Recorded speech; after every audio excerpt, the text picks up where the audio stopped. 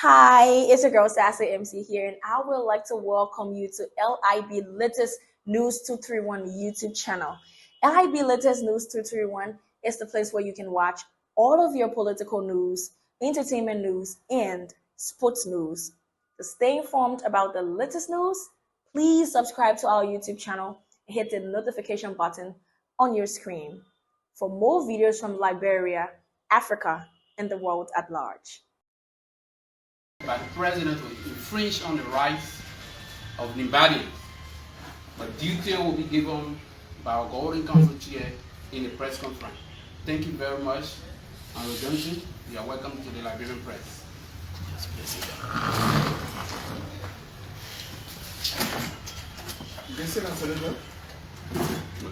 If you feel comfortable, if you come back to us this time. Okay, it's my pleasure to invite all of you here this afternoon to address certain cardinal issues I believe will not cater well for the CDC-led government. The first thing is, why did MTR and Nimba give support to President Weir? We give support to him because we believe that being the world best, European best, African best, and being UNICEF Peace Ambassador and Peace Ambassador in Liberia, appointed by President Ellen Johnson at the time, that he will attract international investors and will uphold the rule of law in a democratic dispensation like ours. Unfortunately, after 6 years, this year makes 6, no direct investment in the Liberian Senate. All we do is ratify loan and loan and loan, and all of the loans that Liberia had for other countries before the war that were cancelled through the UP's instrumentality, the Unity Party government instrumentality that were cancelled. We're going back to almost 1.2 billion. You can't build a country based on loan. Hope for change or change for hope is a fiasco if there is no direct foreign investment that will provide jobs. You got 500 million people now, but on the payroll you got only 70,000. So it means the bulk of our people are unemployed. It means the unemployment rate is the highest. And that can also contribute to crime rate. Now, we looking at this would-be peaceful man who is ruling this country, not leading, because he's not following the rule of law. For example, there is a law we pass, the Code of Conduct, that anyone who wants to contest the elected post must resign 1 year before. When that law was passed and is still in existence, there is no way for the president to pass an executive order to cause people to resign now. It's in violation of that law. Complete violation. Apart from that, I'm giving you reasons why we cannot support the CDC and what is happening now. Apart from that, President Weir wrote the Senate asking us to grant permission to attend note. We granted that permission in 2020, around about, and we printed $64 billion. The first consignment came, nobody saw it. Among the first consignment of 500 notes, we only saw that 500 note with Thomas Fowler as he was dividing the money. And at that time, something wonderful happened. The vice president of this republic, President Weir's vice president, told the Liberian people, I'm sure you were there, it's recorded, but I have it recorded, telling the Liberian people, these people, the money they stole, that's why they're giving back to you to buy votes. Eat the money, don't vote for Tomofala. You are in the government as a vice president, right? And you are seeing the government stole money, and that's why they're bringing back to the people to buy votes. So what is she doing in a roguish government? I don't understand. Then that money, when printed, up to today, the last consignment of Kenya got $1,000 a money. They have not asked the public to go and change the money from the old notes to the new notes all over the country. They have not done that. They are sitting on the money, spending the money anyhow to buy crowd and to buy votes, to pay for people. That is why they are using among some of our officials in Nimba to go against us, which is impossible. Nimba is suddenly on the ground and they determined not to vote for Weir. Now, apart from that, mysterious deaths. This thing happening cannot encourage us to support him.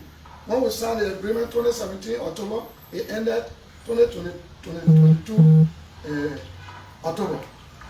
We finished with them. They asked us to sign a new agreement. We said no. With all of these things which I'm now telling the Liberian people through you, they are not encouraging to join you. They are not encouraging. And more so when I was threatened, you remember on VOA, I was threatened, I reported to him. His response was to go in the church and insult me. I'm a killer, I'm a crook, I'm a duper, all kind of talk he talked. I wonder when did he know that? When he was coming to this house every day, begging me, falling down to my knee, talking to Nigeria, had a prayer, came back, became president. Is that my pay? Well, I leave that over. But we are not encouraged to join such person. Apart from all of what I've already explained, Liberia has become a drug transit point. A drug transit point. From Colombia, Jamaica, all that, you know, you're from Jamaica. And this is why they do that, they smoke, they manufacture these things. $140 million drugs, container, cocaine, hard substance, can never enter this country, believe you me, without the government and its agents knowing about it. They are the importers. To destroy our children here. 140 million. If the Americans did not discover it to Boakai and report today, we will not discover it. The question is, how many of those kind of drugs came here that were not seen before the last one was caught? Then, the State Department, you know, when the State Department speaks and indicts a government, that means that the American government indicting that government. The State Department came out and talked about extrajudicial killing, but this government is agent. You all know about it, you're ready. In a peacetime, a nation held by somebody who's supposed to be peaceful as peace ambassador. Auditors, 6. 1 month, clear them all. 3 children disappear. Killing of the EPS in Nimba. And telling the world that he fired himself 3 times. Do you believe that? Do you believe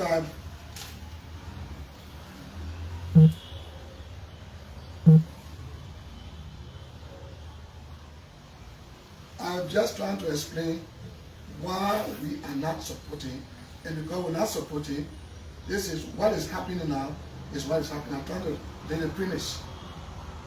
That's why you hear me talking about all these things. So your press where you're telling me to get to the main point, but you got to lay the premise. Okay. That's the premise I'm telling you. Now all of these things happening cannot encourage us to support CDC. And because we're not in support, they have tried to contact me many times. I refuse. So what they're doing now, They contacted the regional mayor, who they made county chairman, and the president himself has said to those officials, you don't support me, you don't give me resolution, I will dismiss you. So they got to me. Yesterday at the ministerial complex, from 3 o'clock to 10:30 last night, they were in that meeting. What to do? How do we go about this? The president has threatened to dismiss us. So they told me, and I'll call you to let them know. All Nimbanians must stay the ground. That means that we are dismissed. I was told you will dismiss the county chair, inspector, the city mayor, the sanitary superintendent. Then you dismiss them. We will stand our ground. And you will get a greater political disappointment in this country. Nimba will never support it. Never in history. I can promise you that. All these people going to City Hall, Nimba for where? They just want money. I'm 70, so you are my children. I can tell you, when you in an impoverished country like this, you printed 64 billion. 64 billion. Only they don't get it. They attend to plenty all over the place. They don't get a clean note. No more US in town, they got it. Then when you call and give people cash to go, who will not think what they will see it. Nimba County has one, they got tradition. They will not take knife, open the stomach, move all the intestine, and put plantain leaf. Never. So you can call Honorable Warlord Duna, you can call whoever, Bangura, you can call Mervyn Yelu, you can call whoever. Pay them money. Regional mayor has no ground in Nimba. He has no ground. But the money is floating, so who will not go? I will tell Nimba to you. Nimba not be able to tell, they got conscience. The two top senators of the country, including the father of the country, they want to hear from me. So I call upon all of them to join behind Rescue One, JMB, Joseph M. Boakai, and whoever he will pick. If he picks Cummings, we will support. If he picks Koung, hallelujah, let everybody come out. This 28th day of the month, let everybody come out and fill the streets when the program will be held. That's what I'm calling for. We are not for President Weir. He's not a man of peace. He tells people we don't have political prisoners. That's true. But you may have political killers. Thank you. Thank you very much, Mr. Prince. We will take 3 or 4 questions. Any question? Yeah. Yes, Senator, my name is Aaron Kuban. I report for Spoon TV. On your point about whoever the former vice president picks as his running mate, he's going to support. There are some believe that your support to Joseph M. Boakai is about him choosing someone who you've made politically, Jeremiah Koung, as a running mate.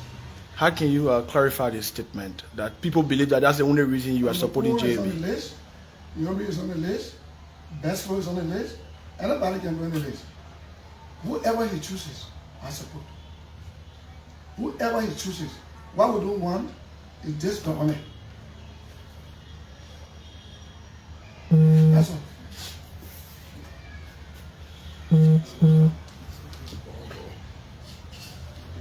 So, I mean, so Joseph, I'm Jahim Tumo from Front Page Africa. You talked about the former president and going to support him solely on the 28th. He'll be announcing his running mate. Then one thing that clicked to my mind, you talked about not supporting George Weah, and at one point in time before, you said at the church that you're not going to do it or continue to talk about church. We are animal. You allowed the sleeping door lie. And we said we have been spoken to by the council of churches. Now you are raising the concern of church. We are. So that means tall and what you say? You said that he's trying to infiltrate the people of Nimba. You can't even make it. So he used money. You once upon a time the poor accused he judged you accusing of taking money to surround Nimba. You don't think the other way around that they support Judge you? accused me one time, what? Yeah, once that you try to blackmail him, and that seemed. My son, I heard this nonsensical allegation. I said nonsensical because it doesn't make sense. How do I blackmail my president? He's our president. When I cannot even blackmail anybody. You went to Nimba. We went for the country tour. Where I slept and the apartment I was in that particular house, I could see on the road. I saw somebody from the EPSR, I won't call the person, they know, fire the man with a gun, drop the man on the floor. There was a lady that fired a gun. Then the other boy fired 2 more rounds. I called President that morning. I called Samuel Twe. They could not answer the phone. I called Maggie from Monrovia. I said, Maggie, 2 persons were fighting another guy. Either trying to take some telephone or something. Something they were trying to grab from him. And he was strong. So the lady fired the guy on the brain, straight, trapped the man. Right behind my window. It was Maggie who now transferred that call to the president. Then the president called me. You understand me? He called me. You need to tell me a story that was different from what I saw. So I said, well, not true. When I came to Monrovia, I said, it's not true. Take a pistol. So to say the man fired himself 3 times, that's you know, when you're guilty or something, you're confused. You don't know what to say. You go to my county to tell the people thank you for letting you share blood there. Then you say the man fired himself. Is that blackmailing? When you come and stand in the church, and President Ware did, you know it. You stood in a Forkican Family Worship Center. I don't know whether he's preaching there because he's a Muslim. High way on the pulpit. Now you say, the people that were on Broad Street, they were having man and woman business. You jeopardize the investigation if they want to be in it. Gifty Nama married to a Nimba guy. Gifty Nama was godly, devout Christian. Our daughter-in-law, I knew her well. We knew her well. She was that hope with you. If they wanted to, she left her husband home. The both were married, left his wife home. They called them to carry the laptops and other things, documents. So they went and did to them what they did. I went that day on Broad Street to see in the car. I saw saying, Broad Street gets said. So when the president stood on the pulpit and said that they were having woman and men business, I told stood I'm ordained. I said, that's a lie. That's not true. You got hotel, motel, hotel, happy corner, all there. If the girl want to cheat on her faithful husband to go with her workmate. If the workmate want to cheat on his wife too, now the car will go inside, carbon monoxide will kill in the open air. So I said, that's true. Is that what the president called blackmailing? When I said there was a turnover note, $150 million was turned over. It's in the note. Why can't he dispute it by showing the turnover note? So is that blackmailing? Senator Johnson, my name is Marka Davis, again from Truth FM. This report of threats against Nimbayans who are working in the government. We need further clarity on it or more emphasis. You care to name some of the officials that have been threatened? Well, let me give you one example. The county inspector has been threatened by Mulu and asked to come to town immediately. And all other ministers, only one minister, the deputy and team. For that reason, they had to meet on yesterday from 3 o'clock afternoon to 10:30 at night. So you see the grave attachment, the concern they attached to the issue. So they told me, and you know the president has said that before, that those of us who decided to go with him, we should take a look at our people. So they do that, and the county chair, was the inspector before, Reginald Man. He had been going to the county, calling the chief. You come, the president is coming. You don't come, he will sack you. He had been announcing that openly. Only to come and find out that Jefferson Koji and that president. Can you imagine? Jefferson Koji, the news threats to gather the people in Second Place. They use threat to gather the people in Sunny College. And the president coming. Only they found out that the president never came. But you don't use threat. Because they would never vote for you. You know, if neighbor don't support you, you can't win. And our people all around the republic, they will vote where we vote. So they are desperate. Yeah. Yeah, I just want to come over. So that's it. Yeah. I'll be speaking on spoon to do tonight. All right. Yeah, so let me just ask this final question. Senator, you sound a bit worried that if those officials from your county pledge support to President George Weah, you might likely, losing the election for the president you support. You sound like you are worried that if those people support President Weah, you might likely lose the election. The officials from the county. But why the officials are doing my election? I'm talking about this person. I'm talking about the individual you're going to support. JMB. You already talked about supporting JMB. JMB going to win. There will be a second round. There will be a second round, and all the opposition we are in the same boat. Those opposition we have rescue 1, rescue 2. Mr. Cummings is the decent man. If he is in the second round, we are in the third, we will get support. If we are in the second round, he's in the third, the Liberty Party, what? PUP? No. This CPP. Sorry. CPP. All of them will join us. Joga will lose. You cannot get Nimba. Last question. Yes, so Senator Johnson, one last question. If these people refuse to adhere to your public announcement that you make, the call you're doing, what you think will be your I'm saying they should stand their ground so that John can dismiss them. So what if they refuse? Yeah. All they can say, how many of them so far? How many of them? Just few handful. But they have constituents. What constituents? Who are they talking about? Those people that you are calling on to stay their ground. I know those people, they are vulnerable. They got to protect their job and survive. So they have a right within the Constitution to be given job, to work. So they will hold on to their ground, hold on to their party. That means that we are sacked them. Let's see, you will not. You know when you sack those people, you know the anger you find in money.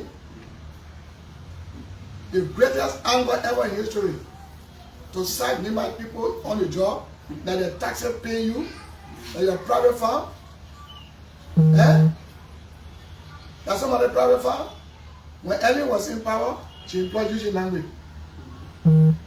She employed Louis Brown. People from opposition. Because these are Liberians.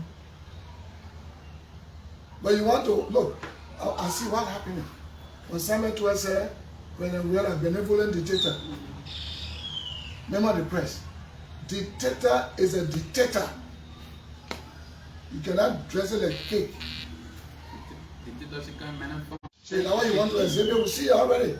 A dictator will forget the law and do what you want to do. Then you have a law that says resign 1 year, and you issue the decree. Executive order that decree means another form. Even if you were Andre and you wanted to do something, you can't pass the executive order, you have to send for us. What else you to do? And so, member of the Christ, we want to thank you for coming. You are always welcome. This is the home of the Governing Council Chair and our lead region bearer of the movement for democracy and reconstruction. You're always welcome, Nimba, and this is your home. You Thank you very much. Thank you.